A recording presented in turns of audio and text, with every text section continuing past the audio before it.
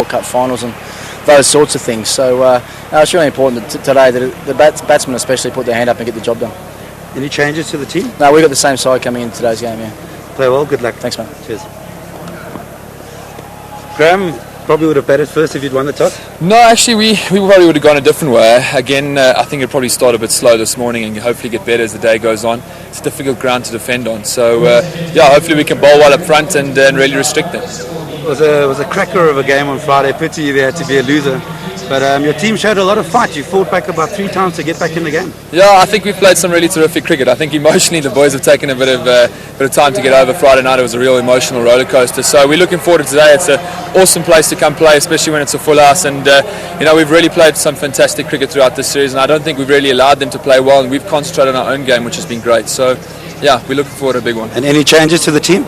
Yeah, unfortunately Polly's not fit. He's got a strain in his back from the other night, and Johan van der Vat comes in for him. Then also it's a team game, but individual brilliance can win this. 119 you got in the first game. Mackay got 6 for 22. So it'll be hoping one of your players can individual brilliance to win the game and the series.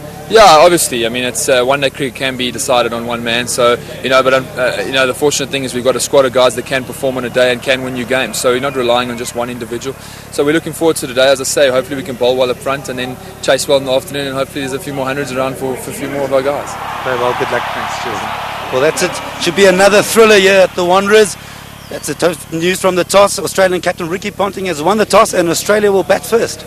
Well, the players are on their way out to the middle. 270, 280 was spoken about. Barry as a total. What do you reckon?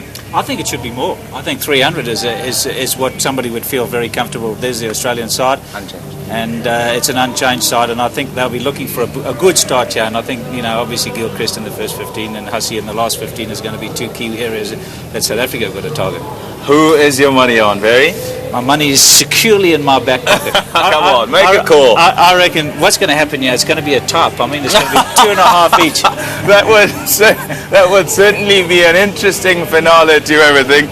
That's for sure. So 2-2 it is. We're at the Liberty Life. Wanderers. There's a look at the South African team. And the man you need to look at there is Johan van der Vat. He comes in because Sean Pollock is injured. They have to get up with Pollock not being there. We're ready for the action.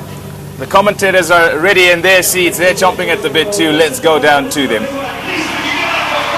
2 orders at the moment in the Standard Bank Series. Of course, this is the final at the Wanderers, and we are all very pumped up for this game. The South Africans they've been out there for a long time today. They're out there for some time before the Australians did, by the way.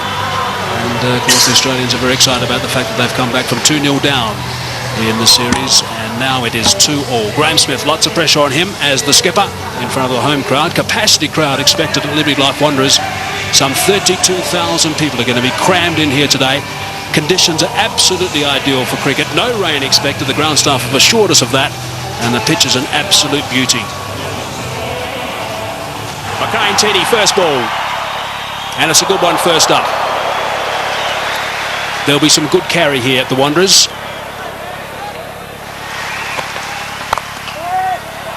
He's away, and he's timed that superbly. Well, he just said value for shot. You get it here at the Wanderers. It fairly flies off. Gilchrist will feel much more settled. Mackay Ntini had to pitch one up a little bit more, just to see if there was any swing and if there was any movement off the track further up. That's first prize, of course, get the man forward. And Gilchrist didn't really push forward a long way, just a little prod. Made sure he middled the ball. That's away. That's his zone. Loves it on the offside, and he drives well through extra cover. That's over the top. Couple of bounces for. It's a big over for Australia. Just a bit short from Mackay Ntini. Rounds off to 10 from the over. 23 for none. Straight drive for 4. Beautifully played. Right along the dirt track. They don't come better than that. He was in the drive zone and he jumped all over it. But look at that. No running. Once he did it, just stood dead still.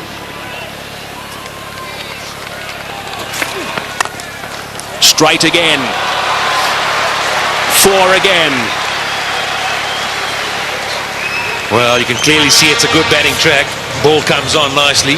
good for driving. That is through, and that is 4. It is the shorter boundary by, I reckon, around about 25 yards. Well, something's bothering him. I think it's the bat. He's not happy with it, but my goodness, why would you change it? Straying leg side and another boundary. Mackay-Tini is a little bit all over the show right now, and you can't do that to a player of the calibre of Adam Gilchrist. Well, I want to take Mackay-Tini's side here. I think this field placing is putting him under enormous pressure. He cannot bowl too straight, and therefore he errs wide outside off.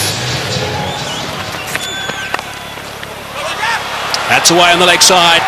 Shorter boundary again, and that's another boundary. So 3 boundaries in the last 4 balls between Andrew Hall and also Mackay-Tini. And Kadich has now moved to 18, Gilchrist on 28, and they're not going to miss out on anything. It's a little bit leg side. In fact, it's not. It's more like middle stump. It's still worked away. It's one of the strengths of these 2 left-handed opening batsmen. Oh, that's a good shot. He's hit that very hard indeed. I don't think it was through the hands of the short extra cover. It went all the way along the ground, I reckon. That's the 50 partnership. Short delivery again and pulled away. This is a fast outfield. It's 4 more.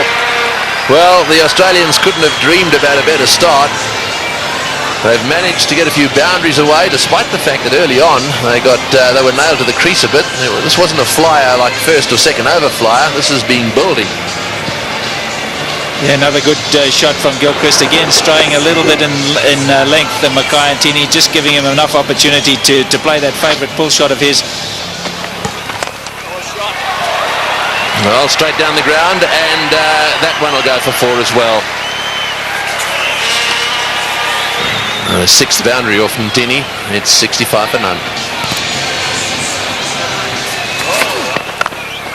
Oh, he's hit that in the air through the offside field.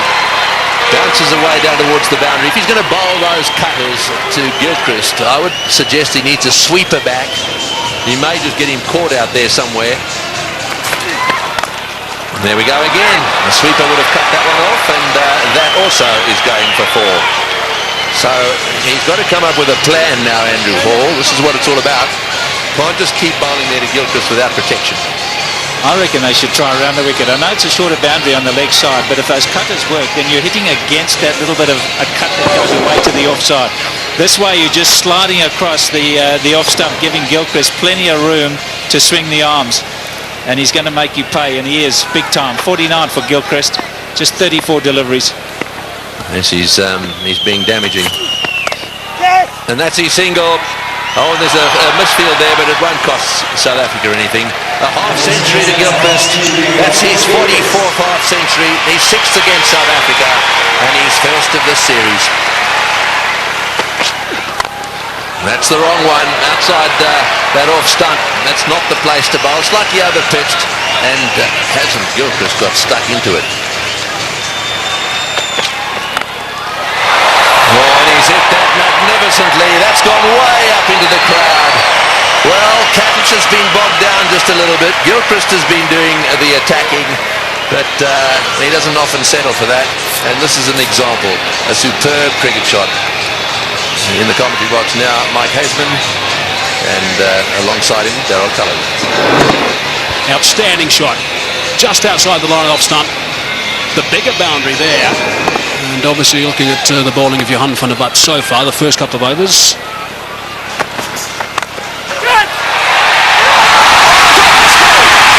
is absolutely remarkable. Andrew Hall has taken a blinder. He looked in no position whatsoever, stuck the hand down. The ball went straight in, and that is a huge wicket. Wow, what a catch. Great catch by Andrew Hall. He almost stuck it out as if to say, well, I've got to get something down on it. And it's stuck, and it's a crucial period of play here for South Africa. Just when Gilchrist was looking to launch, Andrew Hall pulls out this bit of brilliance. Well, we've said all along, a couple of us have said that fielding may just be the deciding factor between these two sides. And you need work like that if you're going to stay in this match. 97 now, the end of Gilchrist for 55. Australia have lost their first wicket, which brings Ricky Ponting, the captain, to the crease, playing in his 250th game in one international cricket for Australia. Slightly leg side, and there's no protection down there. So they've finished that over in style. Ricky Ponting, I think, had another word or two as well in the middle off camera, just to put his point across. 114 for one. 19 overs gone, 114 for one. That run rate back to 6 per over. He's one of those quiet achievers, Simon Kadich. He's gone to 50 now, 51 of just 60 balls. So that strike rate is very good for him, of 85. 6 fours and a magnificent shot for 6. You haven't spoken since the first game. Now there's certainly plenty going on in the middle. Off camera, it's Smith and Ponting, having plenty to say. That's away. That's where Ponting wants them, and that's gone for 4. He will not miss out in that region.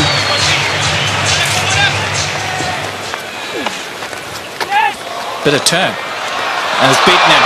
Nicely played by Ricky Ponting, using the pace, just going with the turn. Edged wide. Unlucky. Got out like that in Durban. This time he's had a bit of luck. Well, could that be a defining moment in the day? You're just bleeding for a wicket. Outside edge, genuine nick. And he's put that one away too. Just straying down the leg side. He plays the pull shot so well, Ricky Ponting. Just rides with it. Anything on the leg side, he's dynamite. Well, Mark Boucher came up to the stumps, and immediately Roger Telemarcus had it come straighter. Outside off stump. He'd have a thrash at it. If he got an edge, it wouldn't matter. So Telemarcus comes straight, and Ponting puts it away. There's a man on the extra cover fence.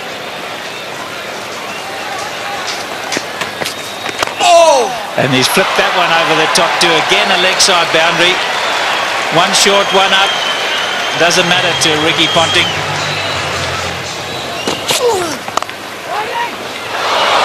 More runs. 4. Short boundary. He hasn't had much of the strike since Ponting came in, Simon Kadich. But he's got that on the way for 4. 150 up, just 1 wicket down.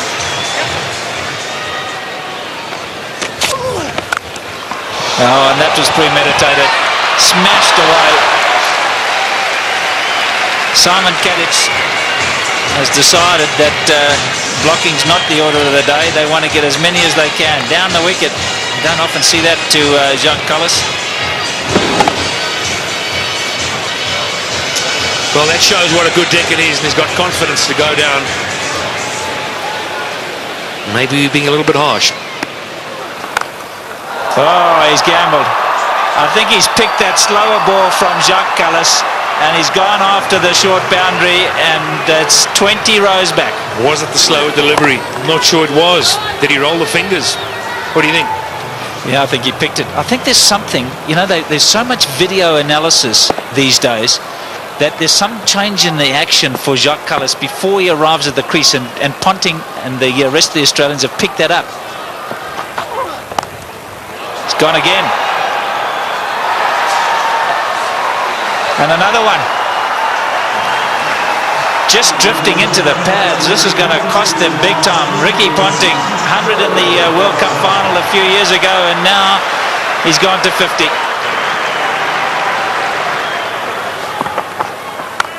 That's where you can't bowl.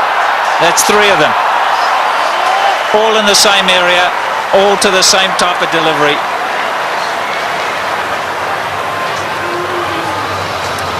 So easy, with so much time. Off the front foot, the pickup. Got to have such quick hands. Pick the ball early. You just can't afford to bowl at the stumps. It's got to be a foot wide.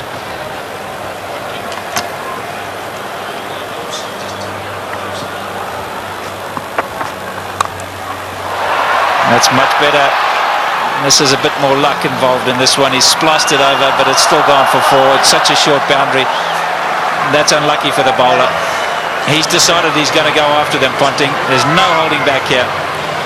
Yeah, he sliced it. There was enough on the ball. And bounced away on the hard ground. But again, you see, he just drops his head away on the drive through the offside. And fortune favours the brave. Well, just to give you an indication, Patrick, 40 runs of the 50 came on the onside, just 10 on the offside. Just shows you the sort of line that you've got to bowl to Ponting.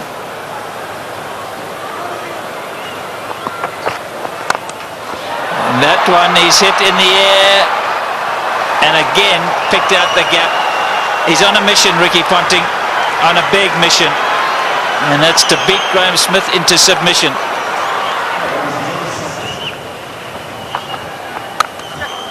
Oh, he's got hold of that one, and one bounce into the crowd. This is not a great time to be brought into the attack, because absolutely anything could happen. There's no way they're going to be playing themselves in. Have a look at that from outside off stump. Oh, that's down the ground. It's going to go all the way. Don't worry about trying to catch that one. It just kept going. 3 or 4 rows back, but enough. This is a great shot from Ricky Ponting. He had a very quiet start, and then all of a sudden he broke loose. Makayantini straight back into things. It's right up there. Just showing us, and he can take on the straight boundary as well. And Ponting's on 76 or 52 deliveries. Incredible. Katic is in the air. This is good. This is out. Yes, caught it third man. Actually, pretty well played by Katic. He obviously intended to get it down to third man. He hit it right off the middle of the bat, and it's gone straight to Telemarcus. You might have thought for a moment that he was looking to get it a bit finer. Played it too well in the end. The extra pace and bounce from Makayantini. Can this give South Africa a chance to somehow subdue these Australian batsmen? A well-played innings from Katic. Australia now 216 for 2.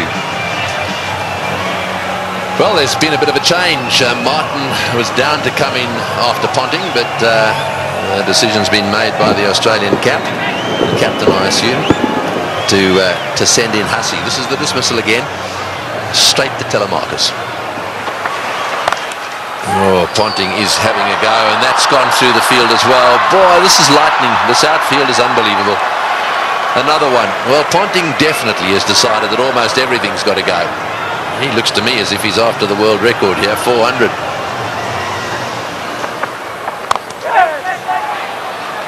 Well, that's 4, and Scott through the field. There's another very good timer of ball down the other end. In Hussey, he's only just arrived at the crease, and he really only lent on that one. Oh, that's a beautiful shot. Well, here's a batsman who's only just arrived at the crease, and you just wonder where he's been. Why hasn't he been playing one-day internationals and Test cricket? God, makes it so much better. This shot is that is not a big gap. He's threaded it to perfection.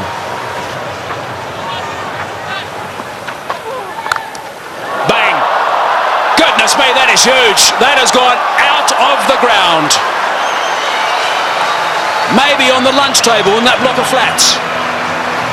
Well, I said he was searching for the boundary. What he's searching for is the block of flats beyond it. That's a monster. Just misses that. And probably hit it over that. Yeah, Callis, you see there, strays onto the stumps, and that's where you cannot bowl with a short boundary to Ricky Ponting. Another 6. Round the wicket, Jock. Round the wicket.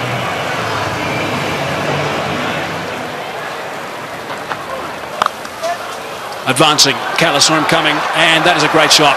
That is a very good shot indeed. Saw him coming, dropped it short, he backed away, gave himself width, and slapped it for 4. That's a sign of a really good player, in touch with his game.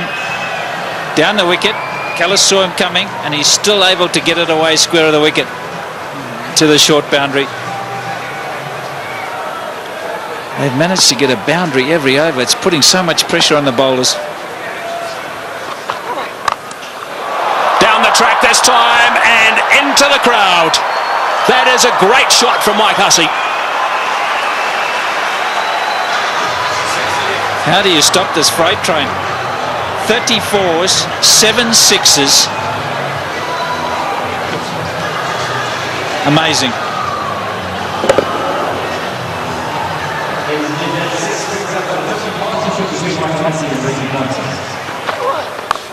Short this time, and again it's been dispatched easily for 4.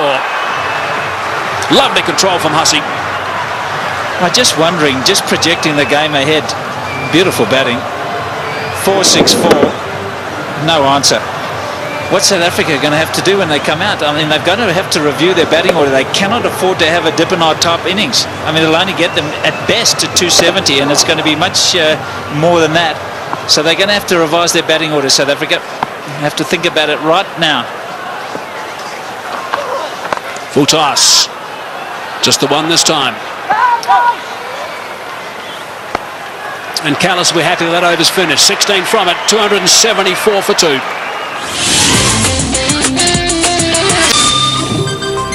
All the clappings because Ricky Ponting is on 99 with just 70 deliveries. Magnificent. Yeah, he likes this ground. Once one. Shot from Mark Boucher. Ricky Ponting has got 3 figures. It has not been referred. Magnificent stuff from Ricky Ponting. Absolutely outstanding. What a remarkable player. That's his 20th 100. His teammates love that. Adam Gilchrist on his feet and applauding. Everyone else there as well. It's been a treat. It certainly has. And out the blocks was Mike Hussey because he realised how important it was for the skipper. This in the deciding game.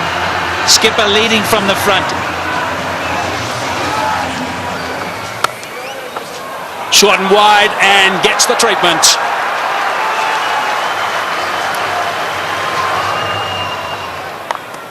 Advancing. And 4 more. Goodness me, that's a boundary off the first ball of the over. Johan van der Vaart is starting to get some serious treatment here. Those figures are not looking very respectful these days, and I guess he's got a few mates with him. Loves driving through that region, 3 extra cover, and he's got himself 4.